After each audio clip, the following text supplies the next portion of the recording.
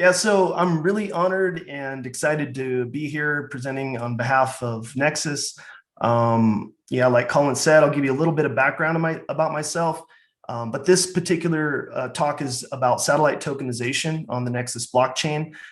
It's specific to a dividend model with decentralized crowdfunding. So let's jump right in.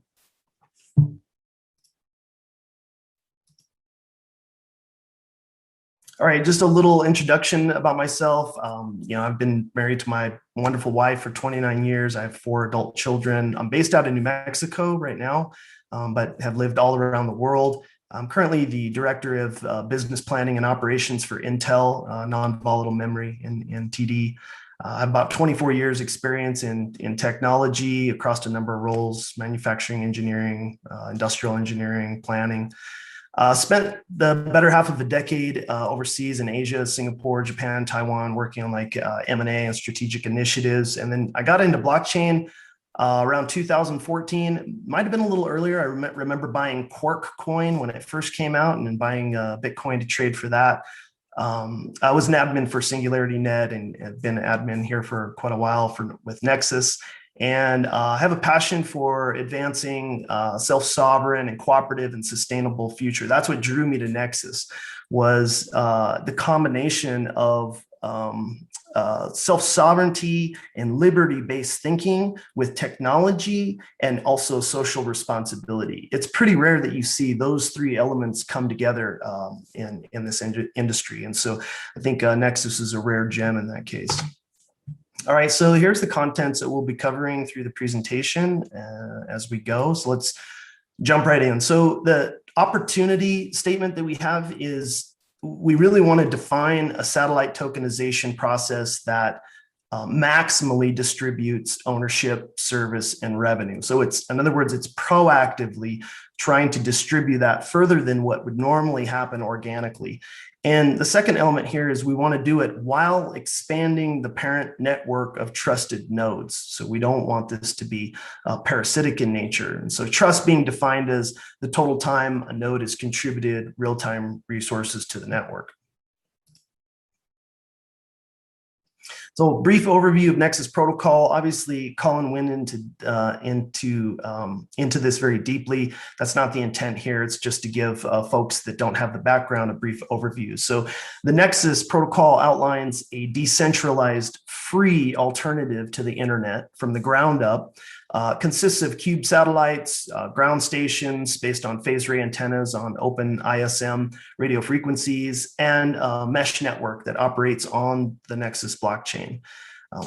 It includes stateless software routing, and that enables a low bandwidth scalable mesh. So it obsoletes the hardware routers, eliminates the BGP high bandwidth requirements that historically would require continuous updating of routing tables with that bandwidth.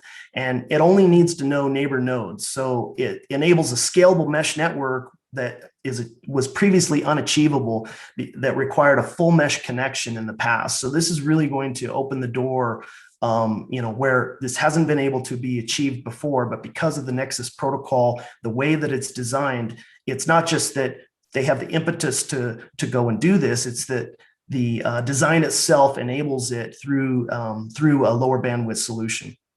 And I think another important point here is probably not pointed out enough, is that participants provide and receive reputation-based network services, as opposed to centralized systems that are typically value stream one directional.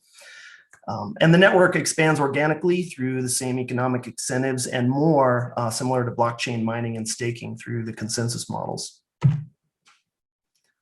So now let's get into a little bit of the economics around the Nexus protocol. And this is really just to exemplify what I just mentioned, is that it's two-way value stream that enables these possibilities to be endless. So if you look at the top part of the graph or the image on the right, you have the satellite constellations, in their orbital sphere. They have an uplink and downlink to the ground stations, which send and receive or provide the orbital hosting, and then the ground stations are connected to one another. And then there's also mesh nodes, just meaning here to be indicating that they may not be connected to the orbital hosting, but they're still capable with hops to be able to receive data and send data and provide services all the same. So these are just examples, but the satellites, will sell the orbital hosting of global data and imaging, but they will buy the geospatial data from ground stations. And while the ground stations will sell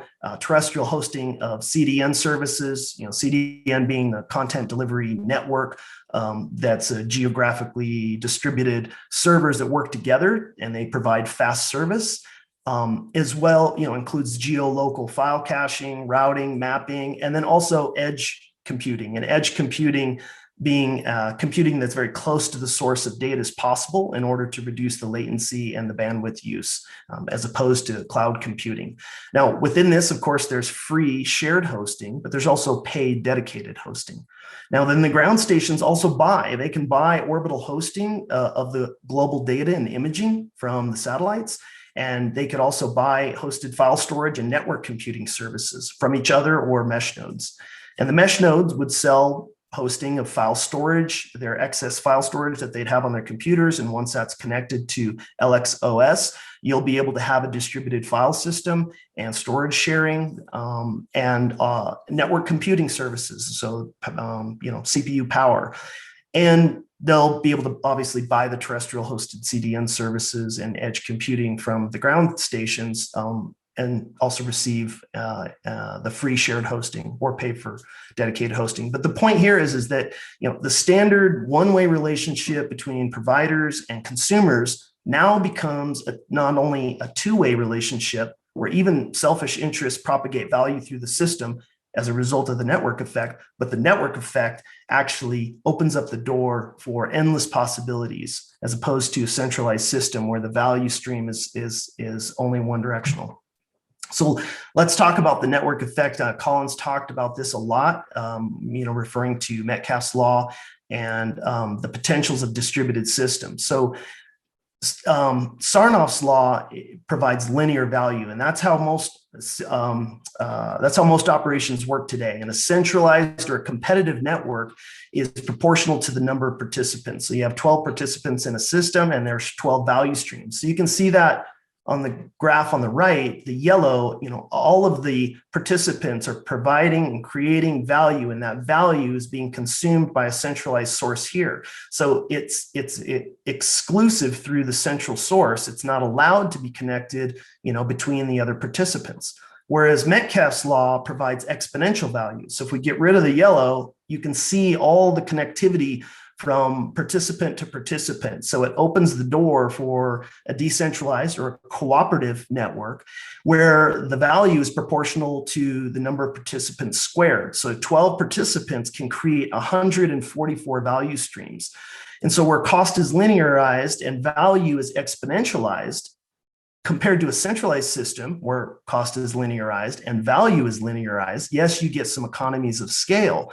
But what this tells us is that, the irony here is that centralized or competitive-based economics will no longer be able to compete with decentralized cooperative-based economics. It's a no-brainer. Exponential value has the advantage of economies of scale where centralized services will not be able to do business at the same cost. So they won't be able to compete. And I think what we'll see long-term, maybe many, many years down the road, is that centralized models will go extinct and they will no longer be competitive, and cooperative-based economies will begin to emerge. All right, let's talk about satellite tokenization principles.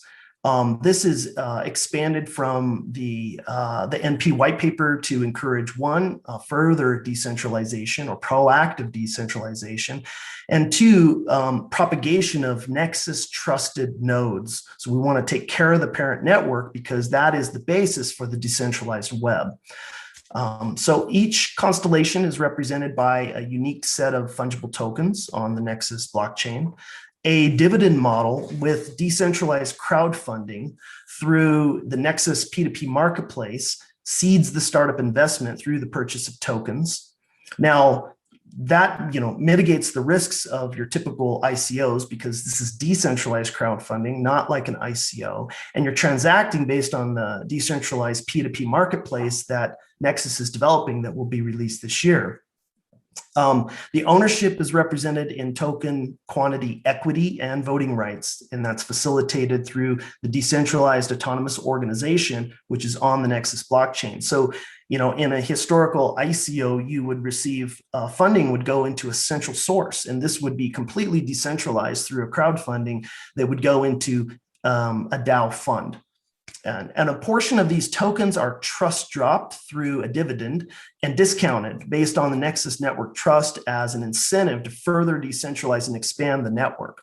So it's leveraging the power of trust and reputation-based services to incentivize the expansion of the parent network. And this is how satellite distribution is going to be able to go global at a very rapid rate.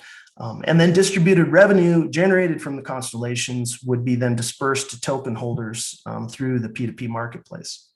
So let's look at the future. When you realize about networks and Metcalfe's law, it makes you understand that when any inputs that go into a particular network are exponentiated coming out of it. So it naturally makes you think that we're moving into an era of giving, and where giving produces more value for the whole and produces more value for the self.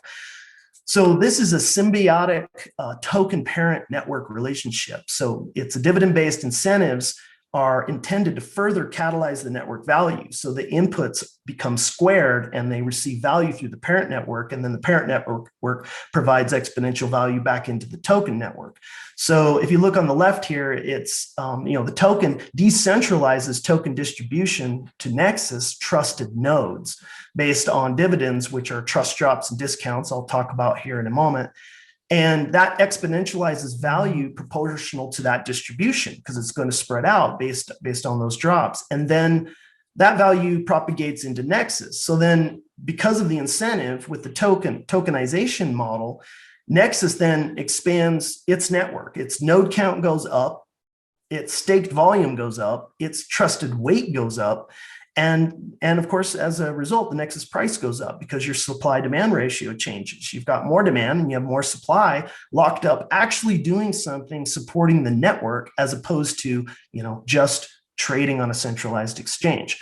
Now, this will also promote ground station expansion in tandem, because if more of the Nexus trust accounts inherently become co-owners in a satellite tokenization model, you're going to want to promote the ground station expansion along with that.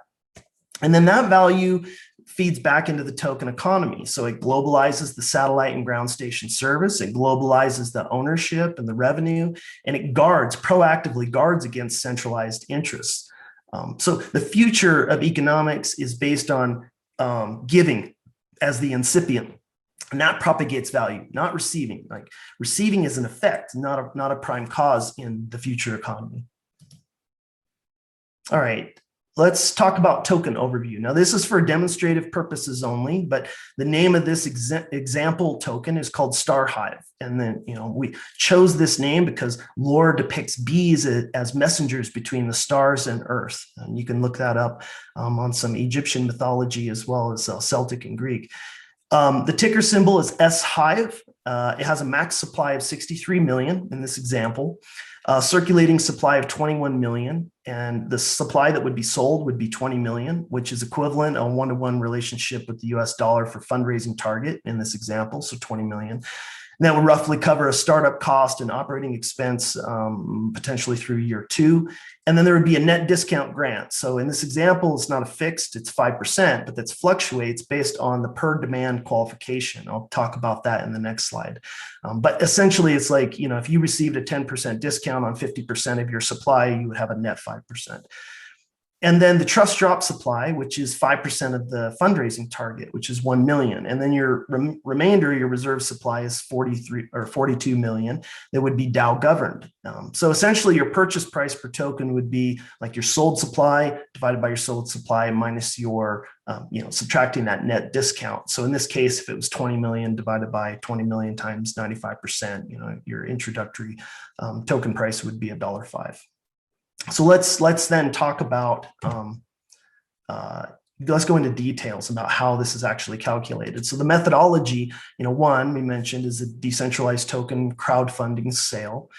Two, it's a token trust drop dividend. It's 1 million in this case. It uses trust, thus time, as a distribution multiplier. This is a key point. This is what I love about this concept the most, is that the time that you put into the network becomes a multiplier. So if you've been supporting the network for a year and you have 3% trust, that 3% turns into 3x multiplier. And if you compare that to somebody who's not supporting the network or who just puts their tokens into their trust account at 0.5%, you have the potential that time can give you a 6x multiplication that normalizes your share in a token trust drop. And so the math on that is your quantity that you would have staked of Nexus times your stake rate percent, so say 3% if you've been staking for a year, times 100 to convert that into a multiplier, and you would divide that by the network quantity staked, the overall network quantity staked, and the average stake rate of the network. That would give you a percentage that you can then multiply against the total trust drop, which would be, in this case, 1 million. And then on top of that, there would be a token discount. So this also uses trust as a percent discount multiplier. And it's only applied up to the percent of token equivalent that you would hold in Nexus, the equivalent of the token economy. So in this case, the Star Hive token. And so that's distributed by a multiplier of 8 times the stake rate percent. So that would, 3% max would give you up to 24% discount. And that could be applied on up to 30% of your Nexus quantity staked. And the reason why it's 30% is because it's normalized to whatever the token total circulating supply is. So in this case, 21 million divided by 70 million is 30%. So let's go through an example, just step by step, so you can kind of see how this would work. You can follow the very simple math on top, A times B equals C, et cetera. And then your examples down below. Now your trust accounts, you would have thousands of trust accounts, but this is just an example. Let's just kind of take like a high and a low, a trust account number 1 versus trust account number 4. So trust account number 1, this person has 50,000 coins staked in Nexus Trust, and they have 0.5% stake rate. So they're not really interested, maybe they're just getting interested to support the network. They're more interested in, getting their Lambo or trading on the centralized network. And you compare that to someone who has significantly less, much less than half of the quantity staked down here, number 4. And you can see that they're at 3%. So then it's using that as a multiplier. So 50,000 times 0.5 gives it 25,000 normalized amount staked. And you compare that to the trust account number 4, 20,000 times 3 is 60,000. So you can see then that is then divided by the total Nexus network quantity stake. So right now there's 27 million NXS that are staked on the network, and the Nexus stake rate on average, this would have to be calculated, using a placeholder here of 1.5%, and gives you 41 million. Well, you divide those two out and you get a percent of the network weighted stake. So, person number 1 gets 0.06% of the 1 million trust drop available, and person number 4 gets 0.4%. So you can see, even having significantly less tokens, that time is a heavy multiplier, and time enables the process of distribution, because supply tends to concentrate naturally, but time allows you to distribute that more equitably, and it seeds the network. So it's just going to expand and trigger that exponential effect of the network. So in total here, you would have 603, for example, in trust account number 1, trust drop granted versus 1,400 in account number 4. And then on top of that, you would have your discount. So your discount would just be your stake rate. In case number 1, 0.5 times 8 is 4%. So that 4% would be your discount rate. And you could apply that discount rate up to 15,000. And that's because this individual is staking 50,000, but the equivalent of a token on the token network, the equivalent of the circulating supply would be 15,000, roughly 30%. And then so net, they would get another 630 equivalent tokens through that discount, essentially for free. And you compare that again to case number 4, and it's much, much higher, almost 3 times higher. So the bottom line is that trust is a greater weight than volume for the trust drop and discount distribution. And then that then propagates into the network to create more decentralization and more value. So this incentivizes people to stake and increase their holdings in Nexus and dissuade from trading Nexus for StarHive or any token, for ensuring the parent network's continued strength. So it ensures that tokens do not act parasitically on the host, like Ethereum, which is being eaten from the top down. It's extracting value from the host in that case. And what this is doing is incentivizing the host to grow.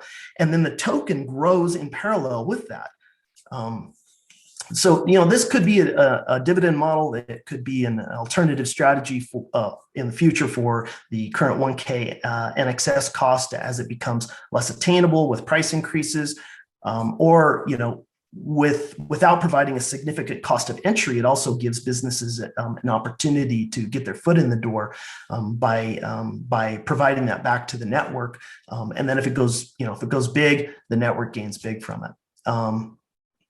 And also, trust drop would generate liquidity on the P2P marketplace, so that would act as a Kickstarter for the marketplace. And I think Colin's quote here is, "Not everyone has money, but everyone has time, and now your time is worth even more." All right, so let's just look at the kind of in a picture view what it looks like. So on the left, you have a parasitic model. This is less decentralized. And on the right, you have a collaborative model, what I've been describing here, which is more decentralized.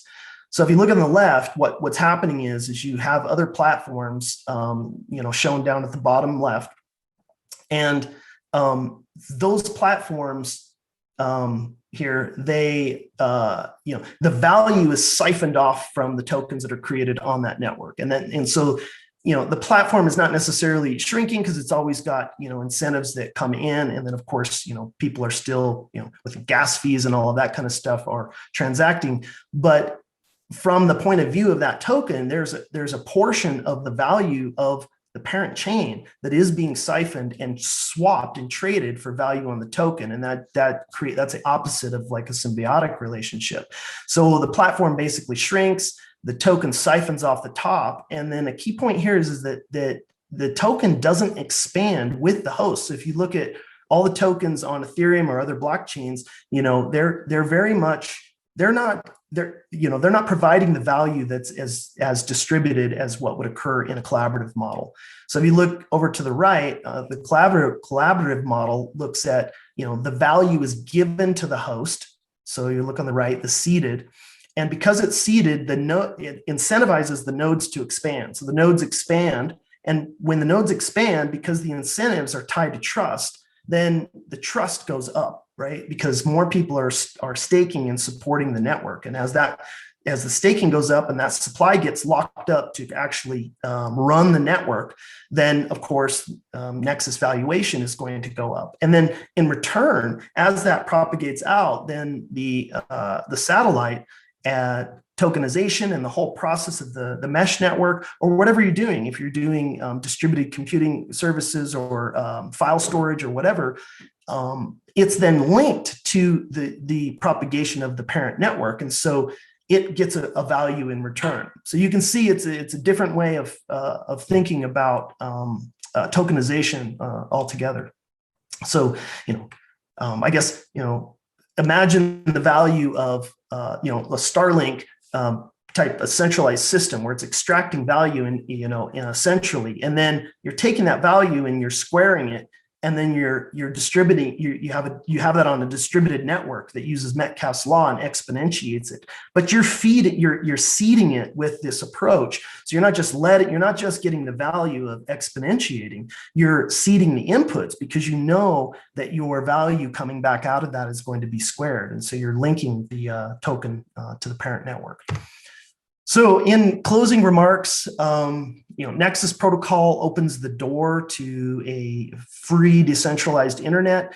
Cooperative networks exponentiate value, and plus the participants are both providers and consumers. This is a key thing that we have to remember. And as a result of those two things, the exponential value and the fact that it's a two-way value stream, it makes centralized and competitive economies no longer able to compete.